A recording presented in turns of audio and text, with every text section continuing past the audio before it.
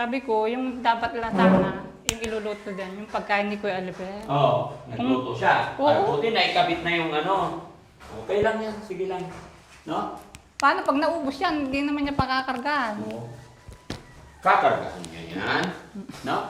So guys, ipakita natin yung ano, yung timba, ilagay sa kung saan ilalagay. Pero alam naman na ni, alam na ni Ate Ansing kung saan niya ilalagay ang mga yan. No? Okay? Yung TV, saan natin kakabit? Dito.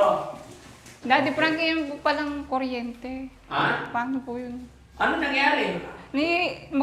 Diba magbabayad ako ng 3.9. Kunin ko yung English, diba?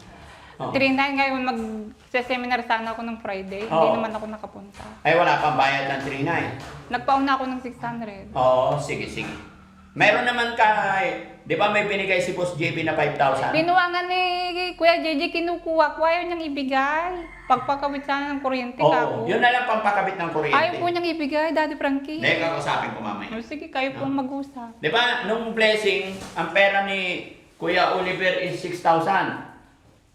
Yung 1,000 po, di ba? Nasa iyo. Tapos yung 5,000 na kay Kuya JJ. Opo. Okay. Tignan mo na si Jessie. Wala pa dyan si Kuya JJ? Wala pa. Oh, sige. Di ba, kakausapin din namin. Sige po. Basta yun ang pampaano. Ha?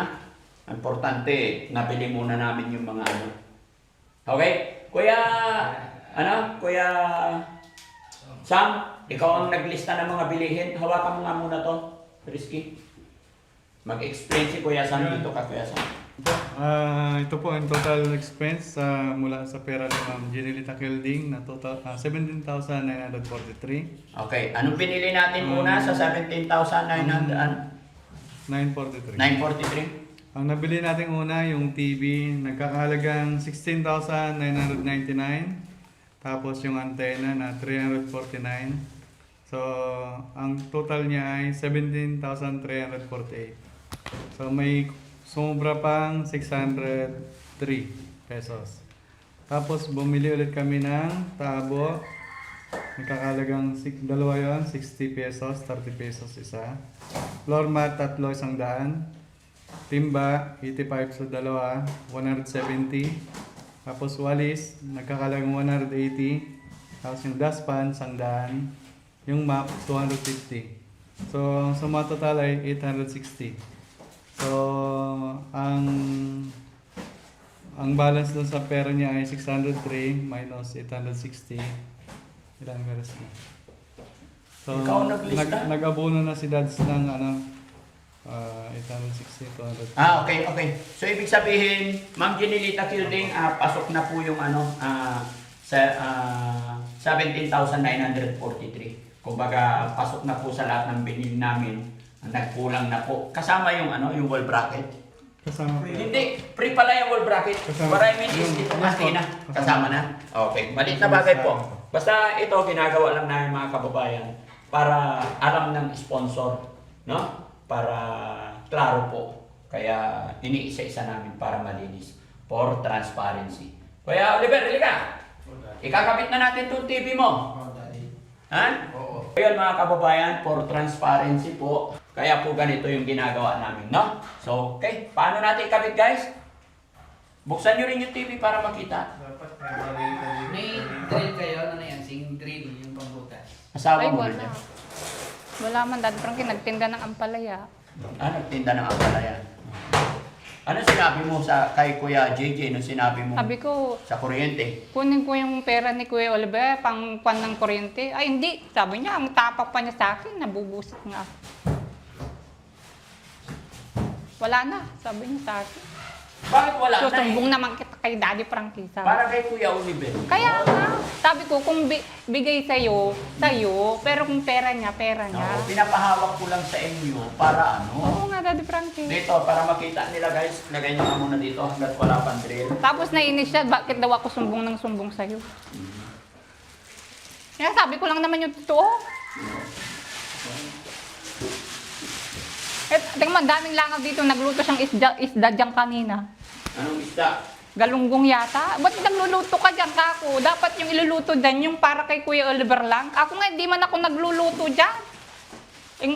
Bibili akong kaldero, tayo Diyan magluluto si Kuya Oliver. O di magluto ka rin, sabi pa niya sa akin. Lagyan nyo naman. Habang wala. Ano tayo ng drill?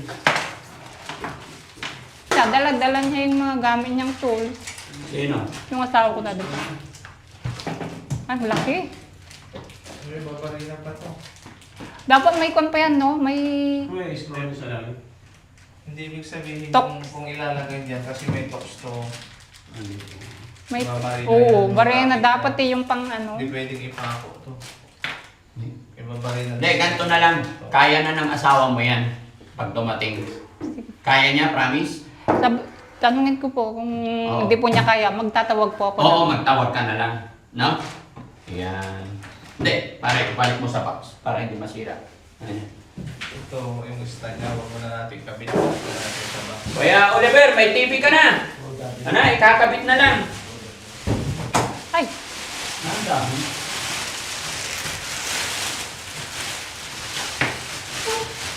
Karga muna namin. Ate, tingnan. oh, Daddy Frankie. Yung bracket niya.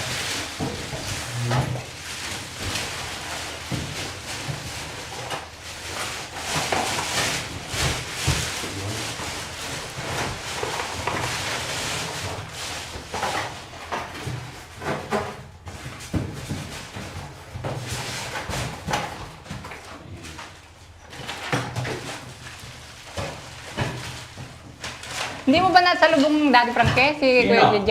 Hindi po. Nandito yung antina. Kasi Yung antenna. inatid yung anak eh, magbo-boarding na sa Carla. Ha? Papasok na yung anak niya. Papasok na. Ayan, bumili rin kami ng antina para makapanood siya. Kompleto pa. Oo, kompleto Kuryente yun. na lang ang cool. Ha? Kuryente na lang. Oo.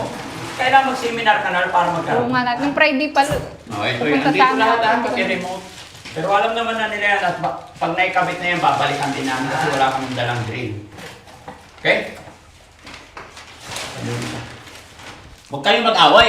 Away na naman kayo eh. Nainis lang ako sa mga galaw niya, Daddy Ha? Frankie. Ako, inuuna ko yung kapakanan ni Kuya Oliver.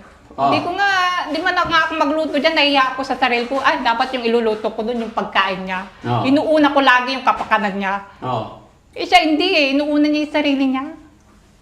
Eh, siya, yung kapatid ko na yan, magmerienda yan, kahit ako hindi na ako magmerienda. Kasi inuunawa ko yan eh.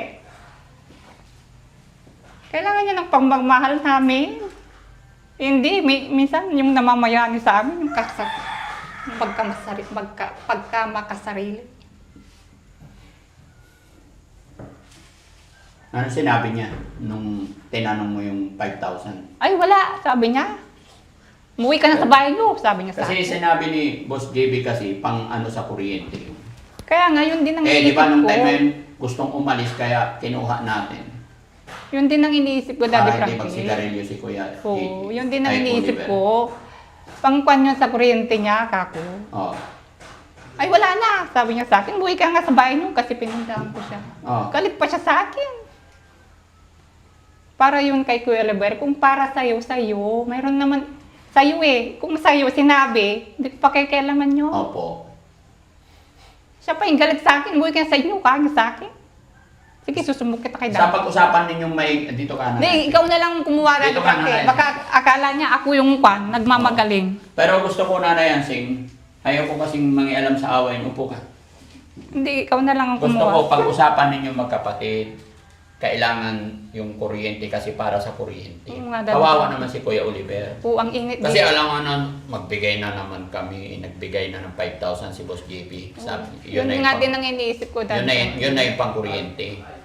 Saka iniisip ko din yung tubig niya, magbibili na lang ko ng drum. Opo. Isang dito, saka isa dun sa CR. Pupunuin ko na lang. Oo. Magsasalok na lang ako. Hmm.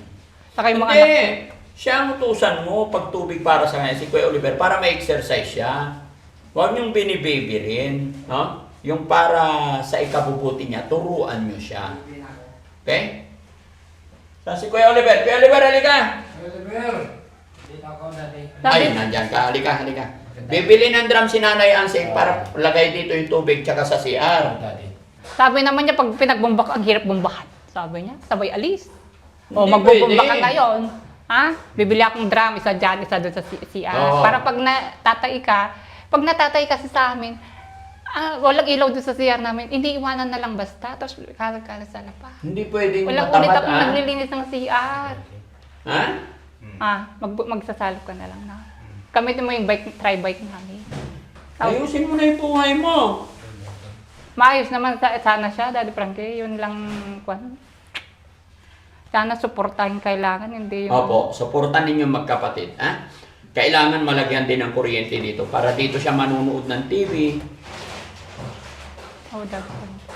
Tapos iingatan nyo yung mga gamit niya dito, ano? Yan. Okay, basta babalik-balik kami dito. Tsaka isa pa kasi isang buwan akong mawawala. Kaya Pupunta ka ng Bisaya. Opo. Ayan ang sinasabi ko eh. Di ba? Sabi mo nung pupunta ka na ng Bisaya. Isang buwan lang naman. Di ba yung gamot niya for 3 months? Okay, Hindi, walang 4 na buwan yun, Daddy. Ha? Pang-apat. Oo, November. walang problema. Di ba? Huwag nyo lang siyang pagugutuman. Oo, Daddy Frankie. Okay? May mga budget naman siya. Kuya Oliver, halika. Ang daming langaw po. Oh, tingin ka sa camera. Anong sasabihin mo kay Ma'am Jenilita Kilding? Salamat sa kanya, Daddy. Sa akin ibinigay niya. Iyon, very good. No? TV na ibinigay niya. Oh, wag mo daw siyang kakalimutan, ha? Oh, Daddy. Yun, very good. Oh. Tapos, si Ate Ansing na tumutulong sa'yo, ano sasabihin mo sa kapatid mo? Salamat sa kanya, Daddy. Sino? Si Chian, Daddy. Diba? Sikat na sikat si Nanay Chian, no? Nung blessing ng bahay mo. Nakariban. Naka-stocking. Noon lang naman, Daddy Frankie. Ha? Noon lang naman. Kaya nga natuwa rin ako. Ang problema, hinimatay ka. Hindi, nangihina ako na namumutla, nahihilo. Pagkalis nyo, nahiga na ako, nagsuka-suka ako. No? Ano pa kinain mo? Ba't ka nagsuka-suka? Hindi ko alam, basta sa sobrang pagod siguro Hindi mo tuloy na-enjoy. na-enjoy ko naman, kaso hindi ako Hindi ka na... Hindi ako nakatikim, kahit isang iwa lang. Ha? Hindi ako nakatikim. Sayang.